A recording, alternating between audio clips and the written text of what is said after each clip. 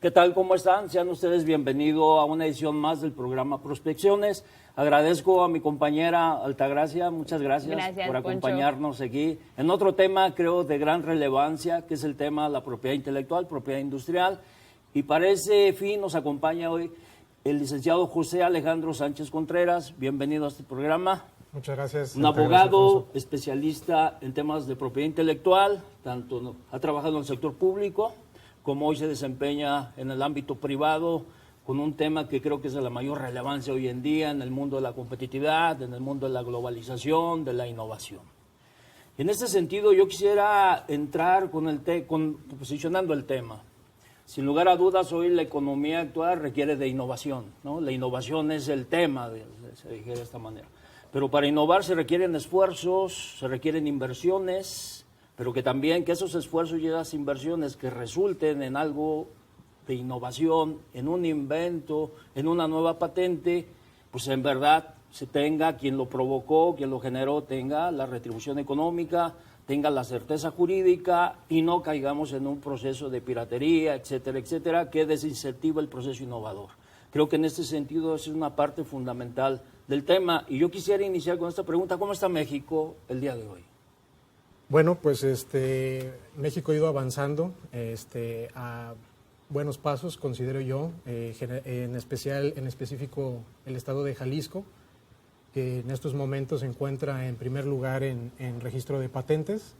Y es muy importante lo que señalas, Alfonso, que la gente cuando va a iniciar, o el emprendedor cuando pretende iniciar un negocio, es muy importante el estudio previo que se tiene que hacer a los nombres, a los logotipos, a la tecnología que se tenga dentro de su empresa o a la tecnología que se pretenda desarrollar. Tenemos, bueno, la propiedad intelectual se divide en dos grandes ramas, ¿no? Que es la propiedad industrial y los derechos de autor. ¿Qué es en verdad lo que nos protege? Bueno, todas las creaciones de la mente, todo aquello que tenga originalidad, lo podemos proteger mediante un derecho de autor.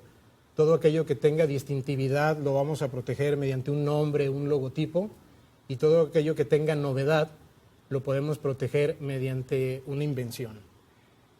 ¿Por qué es tan importante? Bueno, porque la idea, estando materializada, va a tener una protección jurídica que obviamente nos va a dar derechos y obligaciones, ¿no? Nos va a dar una exclusividad a nivel nacional. Y obviamente nos va a dar una ganancia, ¿no? Si alguien está interesado en nuestro negocio, en nuestro logotipo, en nuestro derecho de autor, en nuestra tecnología, hay los medios para poderla comercializar y obviamente tener ganancias en todos los ámbitos, ¿no?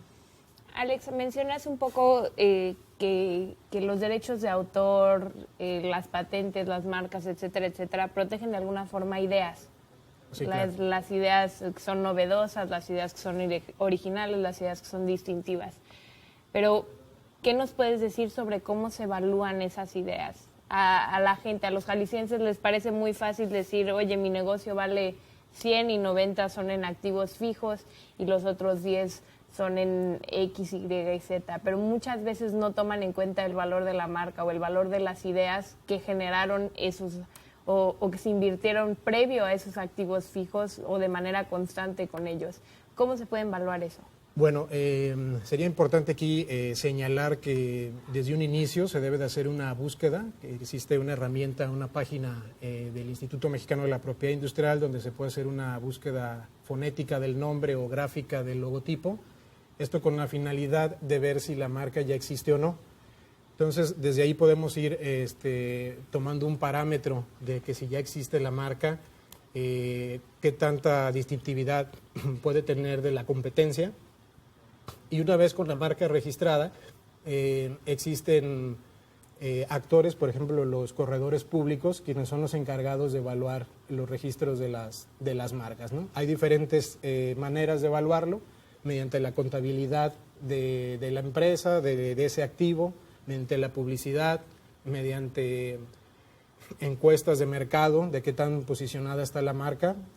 Son temas un poquito más complejos que nos llevarían más tiempo de analizarlos, pero con eso nos podemos dar un parámetro de más o menos en dónde está el negocio y hacia dónde pudiera ir, ¿no? Una pregunta, y el que pregunta sí se equivoca. Los derechos de patente o las patentes tienen una caducidad. ¿O se otorgan al inventor, a la empresa? En la actualidad sí, la ley nos prevé una vigencia de 20 años. Nos van a dar un monopolio temporal durante 20 años y después de esos 20 años se va a hacer del dominio público, ¿no? Tenemos el caso de formulaciones de medicamentos que han pasado al dominio público y quien tenga los medios para explotarlos con una marca distintiva de las de la competencia lo pudiera comercializar sin ningún problema. Exactamente, porque creo que uno de los temas es cómo este sistema de patentes, de reglamento de patentes, evite que los mercados se conviertan en monopólicos y que desde el propio ejercicio de un mercado monopólico evita la entrada de otros actores y entonces lo que buscamos es que a través de la innovación se generaran efectos positivos en el resto de la economía, se convirtiera en un efecto negativo, pero no es así, ¿verdad? No es así, exacto. Tienen una temporalidad, solamente 20 años, después se hará del dominio público. También hay una base de datos donde todos los emprendedores, los empresarios pueden consultarla sin ningún costo para ver toda aquella tecnología que ya es del dominio público y que obviamente nos va a servir para ser más competitivos, ¿no? Que se puede usar sin ningún problema. Oye, Alex, y hablando de marcas que son mexicanas, ¿puedes decirnos alguna en lo particular con la que los jaliscienses se identifiquen? Bueno, pues tenemos muchas marcas que se pueden identificar, posiblemente marcas de bebidas alcohólicas o las marcas de los tequilas, siendo el estado que tiene la denominación de origen. Claro. Hay marcas de tequilas reconocidas a nivel internacional, muy valiosas. Hay otras marcas que pueden ser identificadas por los servicios que presta. Las marcas, México es parte de un tratado internacional que es el clasificador internacional de NISA. Las marcas se van a dividir por productos o servicios en este caso. Tenemos 45 clases, 34 clases para productos, 11 clases para servicios. Cuando nosotros tenemos pensado iniciar un negocio, emprender algún proyecto nuevo, es muy importante identificar en dónde voy a trabajar, si soy un producto, si soy un servicio, cómo puedo llegar a todos los consumidores. Hablando de estas marcas y hacerte la siguiente pregunta, por ejemplo, se ha detectado que en el caso del tequila, marcas piratas en otros países. ¿Cómo procede la empresa o la institución que se siente agraviada? ¿A qué tribunal o se procesa a nivel internacional? ¿Interviene la OMC o cómo se...? Bueno, en este caso, el organismo que depende de las Naciones Unidas, que es la Organización Mundial de la Propiedad Intelectual, la OMPI, es el organismo internacional. Las marcas van a tener una protección durante 10 años, que son renovables, pero la característica es que nos va a proteger solamente en el país, ¿sí? Entonces, ¿qué pasa cuando nuestro producto va bien, nuestra empresa va bien, queremos exportar? Es importante hacer el análisis en los países que yo pretendo registrar, para registrar en cada lugar a donde yo voy, ¿no? Entonces, no existe un registro de manera única o de manera internacional. A partir más o menos de hace algunos años, 2012, México se adherió a un tratado internacional que es el Protocolo de Madrid. Ese protocolo abarca actualmente entre 156 y 160 países, en donde por medio del Instituto Mexicano de la Propiedad Industrial sí podemos hacer el trámite de manera internacional a los países que yo escoja comercializar. Entonces, en este contexto, respondiendo a la pregunta, bueno, pues tendría que tener la marca registrada en ese país, tendría que tener la marca registrada para poder iniciar una acción legal, una acción. Ok, porque bueno, han aparecido muchas notas, tequila en China, tequila en Sudáfrica, en Australia, y ahí entonces de alguna manera, para poder defender esto, sí, claro, tendríamos que tener registro en el país. Sí, en este caso, bueno, si se utiliza la palabra tequila, sí. La palabra tequila es una denominación de origen. El titular de la denominación de origen, por ley, es el Estado mexicano, ¿no? Quien todos los productores pueden utilizar esa palabra haciendo la palabra tequila en sus envases, en sus tequilas, haciendo un trámite previo, ¿no? Un convenio entre productor y distribuidor. Ese convenio, se hace un contrato, se inscribe y se puede poner la palabra tequila, ¿no? Entonces, sería prácticamente de la misma manera, o sea, ahí es el Estado mexicano, el titular de la denominación de origen, pero si alguien utiliza la marca, pues sí tenemos que tener el registro para entonces iniciar el procedimiento sobre el registro de la marca. Oye, Alex, y un poco sacando del tema regulatorio, ¿cuál es la importancia de hoy en día del branding para potencializar la comercialización de cualquier producto? ¿No? El branding de alguna forma deriva mucho en la confianza que se genera entre consumidor y marca, por la asociación de eso. Sí, claro. Bueno, pues la importancia es, siempre va a dar más confianza al consumidor el que se tenga una marca registrada, porque es un producto que cumple con la mayoría de las regulaciones. Es importante recalcar que la ley no obliga a que registres la marca, pero sí es un activo intangible, muchas veces lo más importante dentro de la empresa, en donde nos va a ayudar tenerlo registrado. Pero más en temas comerciales, Alex, en decir yo prefiero Pan Bimbo o yo prefiero Kleenex.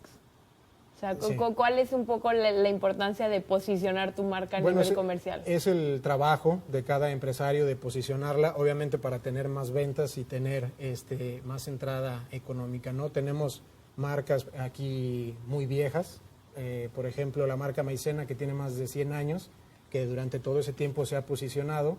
Entonces, ahí es lo importante, que lo tiene registrado, cuida que no ingresen otras marcas similares a las de ellos, para entonces que se posicione y la gente elija ese producto de manera inconsciente prácticamente, ¿no? Claro. Muy bien, José Alejandro, has planteado aquí en la mesa varios puntos de mucho interés que impactan Estado de Derecho, generación de riqueza y la propia distribución de la misma. Vamos a hacer un corte, regresamos en este programa Prospecciones viendo este día el tema de la propiedad intelectual, propiedad industrial.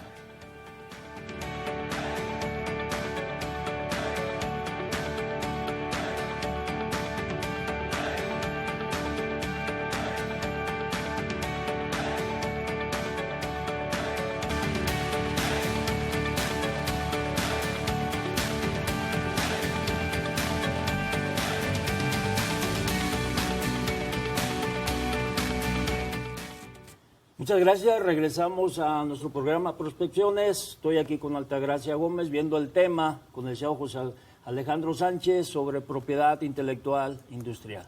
Y yo quisiera preguntarte, licenciado, México ha tenido grandes cambios en economía, la apertura, la desregulación. ¿Cómo vamos en términos normativos, nuestro marco jurídico, regulatorio, en este tema?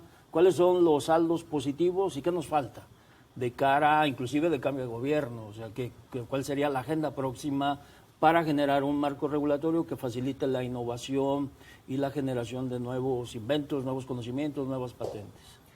Sí, bueno, considero que desde el punto de vista normativo, desde el punto de vista legal, sí hemos tenido muy buenos cambios.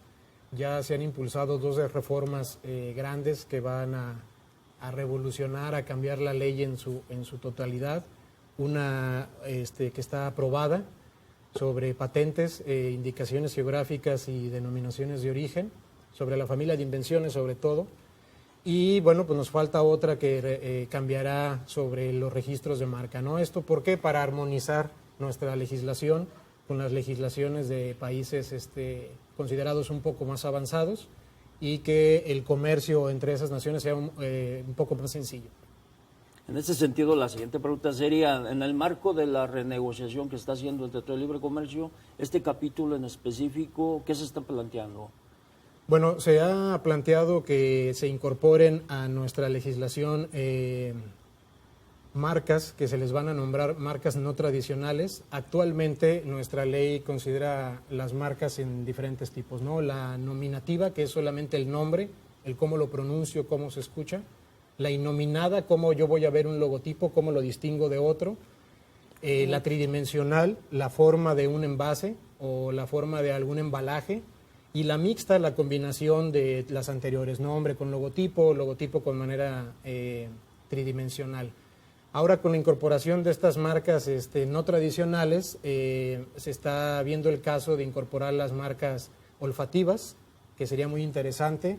Mencionábamos hace un momento sobre los tequilas que son conocidos o nuestro producto que consideremos que es el más conocido de nuestro país. Bueno, pues podrían registrar sus olores, ¿no? El olor a tequila o chocolates que a lo mejor tienen la fusión con algún tequila, bueno, pues se puede llegar al registro, ¿no? Esto obviamente nos da más competitividad, ¿no? Tenemos el caso, por ejemplo, muy particular de los perfumes, en su mayoría que vienen de Europa, en su mayoría tienen el olor registrado.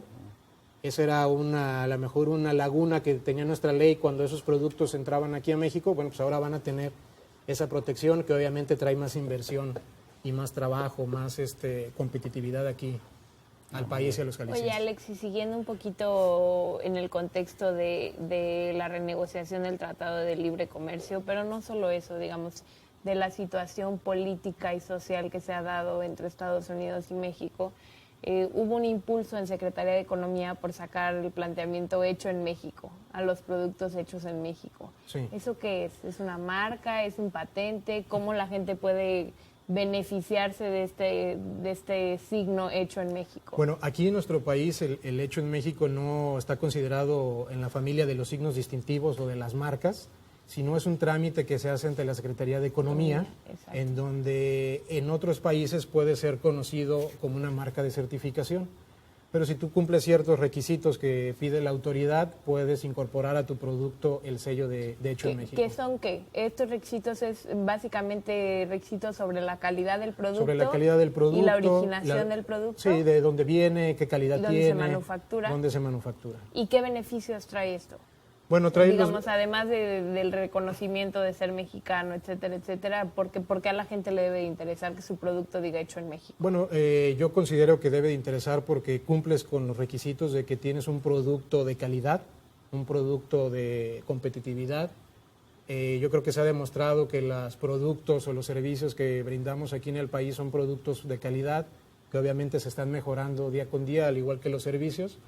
Y considero que tener todas esas herramientas que nos brinda el Estado pues es importante para la comercialización de nuestros productos. Sí.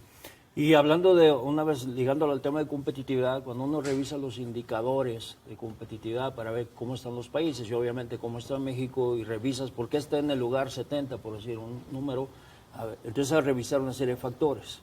Y uno de los factores que aparece es respeto a los derechos de propiedad. ¿Cómo está México en ese sentido, en los indicadores globales de competitividad? Creo que se ha ido avanzando poco a poco. Sí tenemos algunos índices altos de piratería, como es conocido en la población, sobre productos de música, productos de ropa, vestuario. Incluso se ha llegado, por ahí hay algunas notas donde ya ha llegado incluso a marcas de alimentos, ¿sí? Entonces yo creo que por eso la importancia de tener la marca registrada y una vez tenerla registrada, hacerle ver al público consumidor, al público en general, que es un producto que cumple con todas las especificaciones, ¿sí? Y que si nosotros llegamos a ver un producto que pueda ser similar, entonces ya es ahí un foco rojo de que a lo mejor ese producto que estamos consumiendo no cumple con toda la normatividad. Claro. Oye, Alex, hemos hablado mucho en temas de recomendaciones a la parte de emprendedores, a la parte de empresarios, a la parte de industriales. ¿Qué hay de los autores? ¿Qué hay de los artistas?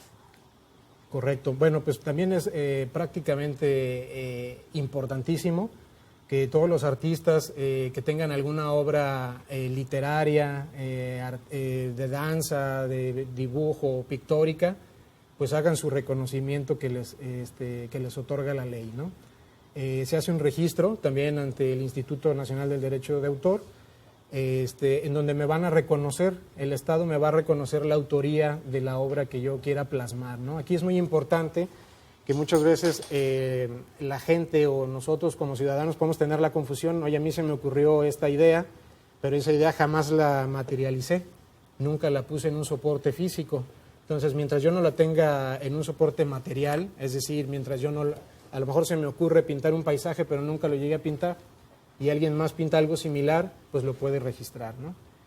En este apartado de derechos de autor creo que vamos por muy buen camino. El software aquí en México se protege como un derecho de autor. Entonces tenemos que las empresas se han interesado en registrar todos esos software que obviamente te van a servir dentro de tu andar del día a día, ¿no? Ok, sáqueme una duda. Hace años participé, obviamente, como observador en una reunión de la Organización Mundial del Comercio que se celebró en Cancún. Entonces hay una discusión donde los países en vías de desarrollo, principalmente en el caso de Brasil en específico, sacaron el tema de las patentes sobre los bienes públicos. Sí. ¿En qué sentido? Ellos señalaban que algunas farmacéuticas o que empresas agroalimentarias llegaban a la selva, al Amazonas, descubrían, estudiaban una determinada planta, encontraban que tenían ciertas propiedades o medicinales o nutricionales y decían, bueno, esta planta la acabo de descubrir, la voy a patentar. Entonces se perdería esa planta como patrimonio de la humanidad, como patrimonio del propio nación brasileña, y entonces ahí se venía una discusión. ¿Cómo está ese tema? ¿Qué tan cierto es? Ok, bueno, pues la ley sí nos pone ciertas reglas para que nosotros podamos obtener un título de invención, ¿no? Esto quiere decir que tiene que tener novedad a nivel mundial, es decir, debe de ser nuevo, no debe de existir en ninguna Pero en el caso de la planta, como tal. Por ejemplo, en el caso de la planta, la misma ley menciona que las cosas que se dan en la naturaleza como tal no pueden ser susceptibles de una invención. Posiblemente la planta no la pudiera registrar como una invención porque ya existe y ya es conocida. Pero el descubrimiento de su propiedad medicinal. El descubrimiento, el proceso o el procedimiento para llegar a una formulación en específico, sí lo podemos proteger. ¿Cuál es la característica de la invención? Bueno, que tiene que transformar materia y energía. Entonces, yo inicio una investigación que lleva a un proceso específico y me va a llevar a un resultado. Ese camino, si yo descubro un producto nuevo, tiene una protección y yo voy a tener esa exclusividad sobre el producto que descubrí, no sobre la planta. Posiblemente alguien más en esa misma planta descubra otra mejora o otra formulación, otro medicamento y puede obtener su invención. Sigo en esa lógica, los transgénicos, la semilla de maíz, la desarrollo genéticamente, obtiene mayor calidad nutricional, pero esa semilla ya puede ser propiedad mía, de mi empresa. Esa semilla puede ser propiedad tuya. Ese es el tema. Claro. Sí, claro. Bueno, y es el negocio. Sí, por supuesto. Si no, no habría ningún incentivo. Claro, pero ahora los del otro lado caro de la mesa dicen, oye, pero el maíz es un bien público, ¿no? O sea, es la discusión. Sí, claro, aunque bueno, no tendría protegido el maíz, sino tendría protegido la nueva variedad vegetal. En este caso, la Zagarpa, mediante los SNICs o el sistema de registro de semillas, tú puedes registrar una variedad vegetal. Entonces, esa variedad vegetal, que también forma parte de propiedad industrial, va a tener esa protección. Pero no quiere decir que vas a tener la exclusividad sobre el maíz, sino bueno, dentro sobre de tu semilla. Exacto. La semilla. Dentro de la semilla y de ese descubrimiento sobre el cual te llevó al nuevo producto. Sí, porque finalmente pues, en la discusión y a veces en la sobreideologización de los temas, claro, se confunde o se generan una serie de situaciones que pues, afectan contra el bien público, afectan contra la salud, claro. afectan contra... Sí, es ¿Se correcto. puede expropiar un derecho de propiedad intelectual? Sí se puede, incluso es un bien intangible. Yo puedo pedir un crédito poniendo como garantía mi título de propiedad. Se puede embargar, se puede grabar, se puede inscribir. Funciona como si tuviéramos, vamos a poner el ejemplo, yo a lo mejor ahorita salgo y no está mi carro aquí en la calle, ¿no? Entonces yo voy a poner mi denuncia penal ante el Ministerio Público y me va a pedir mi factura, ¿no? Para mostrar la propiedad de mi automóvil, ¿no? Eso mismo pasa con los activos de propiedad industrial. ¿Qué pasa cuando la gente se acerca y hoy están pirateando mi marca, la están utilizando mi invención sin mi autorización?